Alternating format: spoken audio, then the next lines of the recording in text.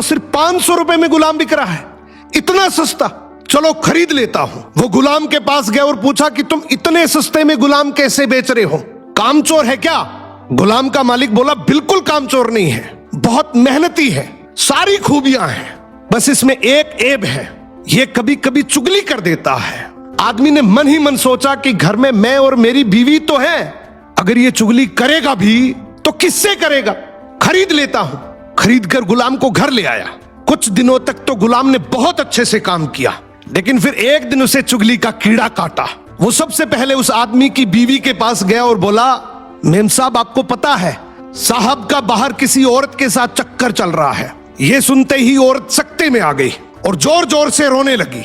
गुलाम बोला, अरे मेम साहब आप रो मत, हिम्मत रखो, मेरे पास इस चीज का पक्का इलाज है। मैं एक बाबा को जानता हूं जो आपकी इस मुसीबत को जड़ से खत्म कर देगा।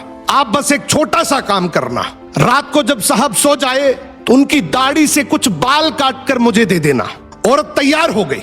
फिर वो गुलाम वहां से उठा और आदमी के पास गया। उसने बोला, साहब क्या आप जानते हैं मेम साहब का बाहर किसी आदमी के साथ चक्कर चल रहा है। ये सुनते ही आदमी आग बबूला हो गया।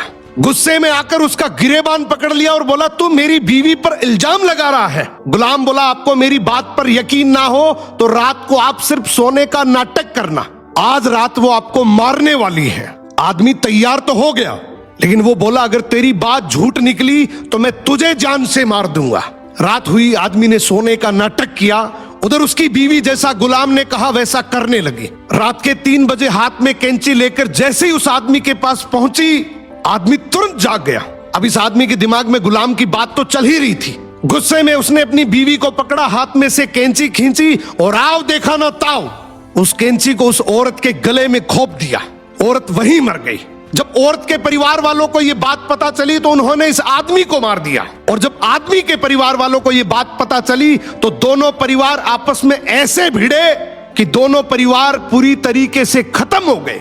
इसलिए कहते हैं शरीर में घुले जाने वाले जहर का तो फिर भी इलाज है, लेकिन कान में घुलने वाले जहर का इस दुनिया में कोई इलाज नहीं है। ये एक ऐसा जहर है जो नस्लें बर्बाद कर देता है।